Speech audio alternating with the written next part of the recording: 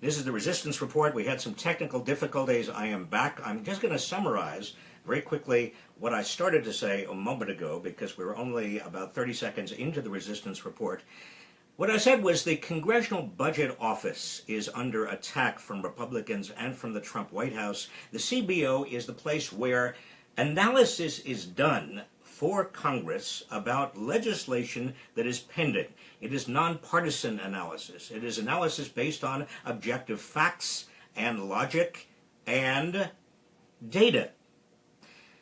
Now, what the Republicans and the Trump White House are doing is basically saying to the public, don't wait for the CBO, the Congressional Budget Office's analysis of our new health replacement for Obamacare. Just don't pay attention to it. In fact, it can't be trusted. This is what Sean Spicer said. He said, if you're looking at the CBO for accuracy, you're looking in the wrong place. House Majority Whip Steve Scalise called the Congressional Budget Office unelected bureaucrats in Washington. Now, here's the interesting thing about this, because the director of the Congressional Budget Office right now, a fellow named Keith Hall, is a Republican economist. He's a former George W. Bush administration official, and he was chosen for the position of director of the Congressional Budget Office by the Republican Congress in 2015. In other words, he is not in any way, shape, or form a Democrat or a lefty or anybody who you would expect the Republicans would not trust, or the Trump administration and the White House would call into question. And yet, what's happened is the Republicans and the Trump administration don't want the public to believe what the CBO is about to come out with. Why? Because they don't trust. In fact, they believe that the CBO is going to find that the new Republican substitute, so-called, for Obamacare provides very little coverage and also will cost average Americans much too much, and will not do very much good for the budget deficit because it reduces the taxes of very wealthy people. That's going to be the CBO analysis. It's going to come out sometime, maybe over the next week or two. But meanwhile, Congress is moving ahead as fast as possible with the markup and a vote on its bill to replace Obamacare. Without the CBO, without Congressional Budget Office, without that neutral analysis that would actually provide some trustworthy data, some figures, some facts.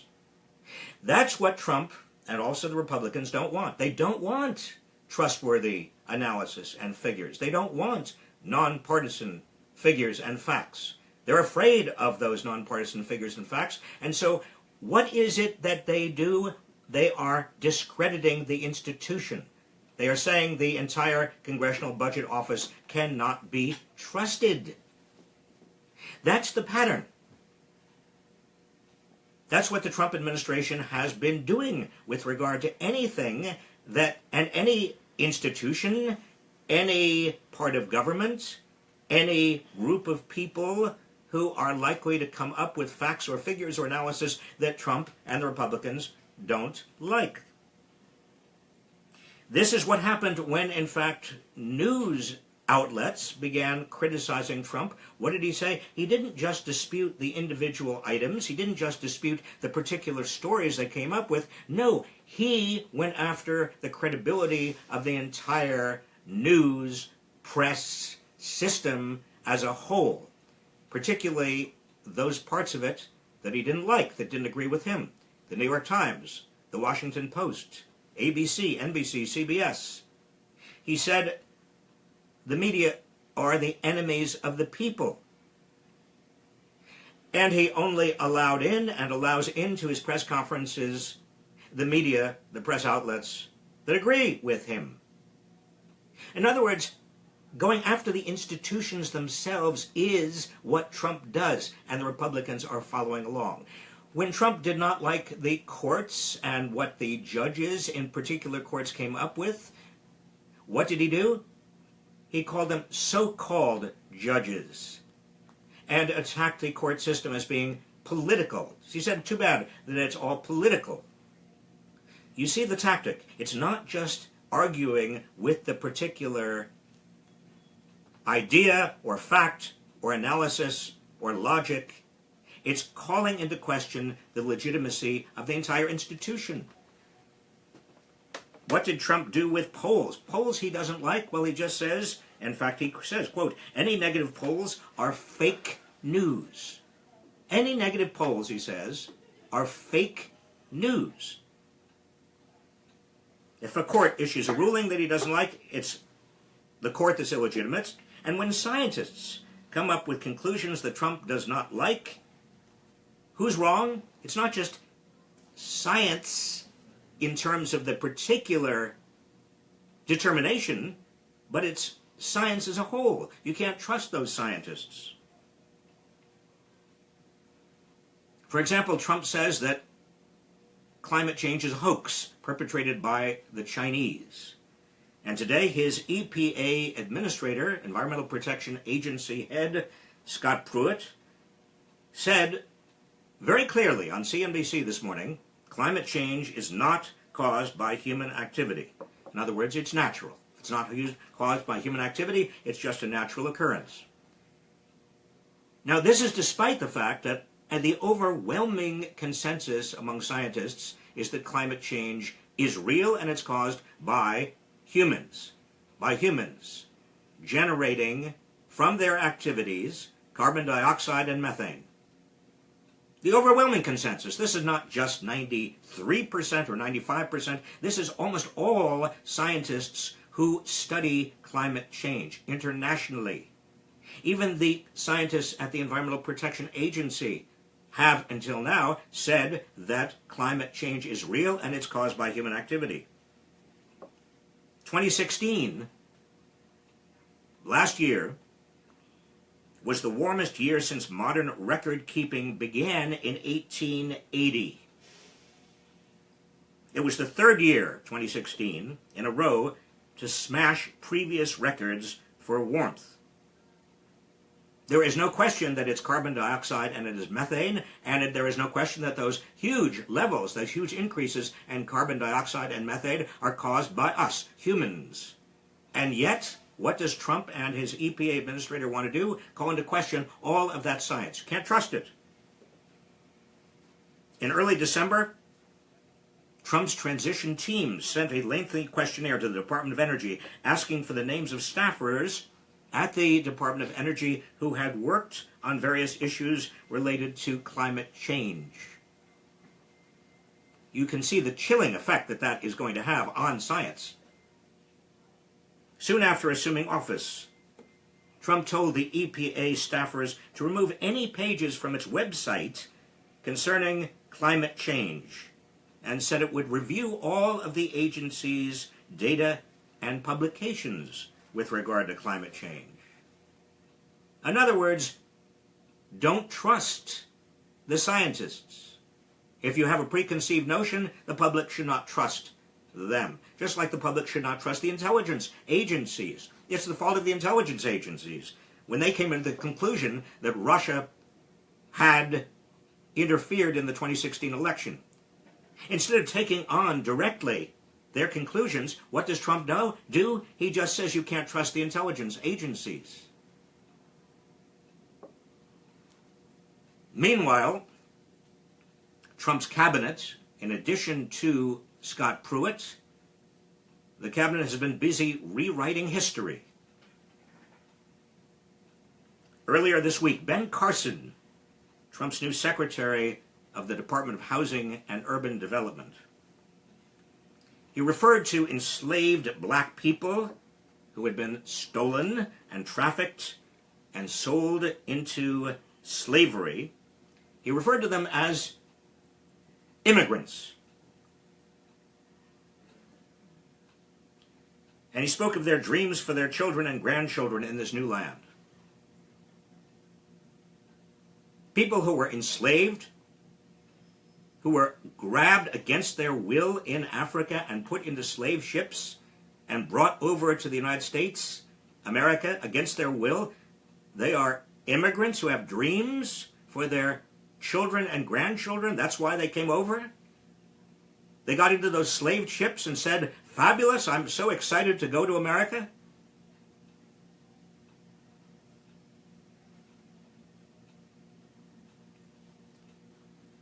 Last week, Betsy DeVos, Trump's new Secretary of Education, she described historically black colleges and universities as, quote, pioneers in school choice, unquote. Hello? Pioneers in school choice? That view makes sense only if you assume that there was no segregation, only if you assume that black young people had enormous choice and that they therefore chose these black colleges and universities over other possible choices they had. Black colleges and universities historically were not pioneers in school choice. They were pioneers. They were very important institutions, but they were not part of school choice. The bending of history, the changing of history,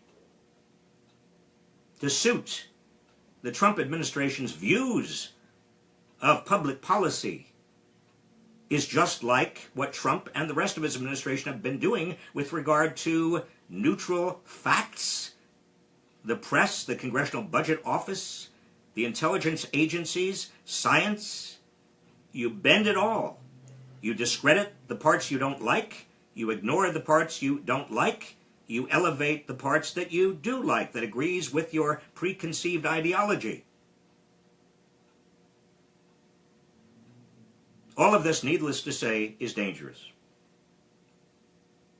All of this is the kind of technique and tactic that despots and tyrants have used historically. What they do historically is that they convince people that there is no source of truth, that they are the only reliable source of truth.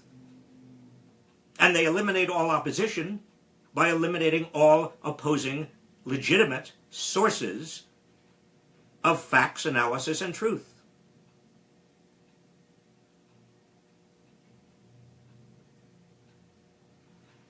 Our responsibility in the resistance to this is to know the truth, to spread the truth, to hold accountable Trump and Republicans and cabinet members who are spreading falsehoods and are discrediting the legitimate sources of truth. We have to hold them accountable, in other words. We've got to say when they are lying, and we've got to also connect the dots. Whether we're talking about Ben Carson or Betsy DeVos or Scott Pruitt or Donald Trump or Sean Spicer, or their discrediting of history or their discrediting of the Congressional Budget Office, we've got to call them on it.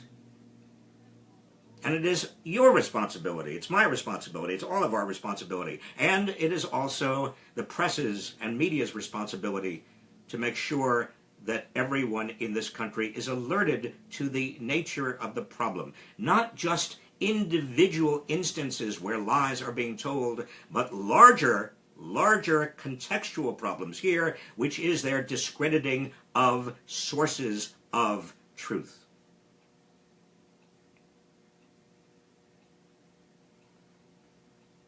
What we are up against is the undermining of democratic institutions. The Congressional Budget Office, for example, may not sound terribly important to you, but it has, for decades, played a key and important role in making sure the public and legislators in Congress had access to the truth. And if there was a conflict between what the Congressional Budget Office came up with and what it was that legislators were enacting, the burden of proof was on legislators, on House members, on senators, to explain why, nonetheless, they were voting for something. By discrediting the Congressional Budget Office, by discrediting all these other sources of truth, Trump, the Republicans, Trump's administration is doing America a profound disservice.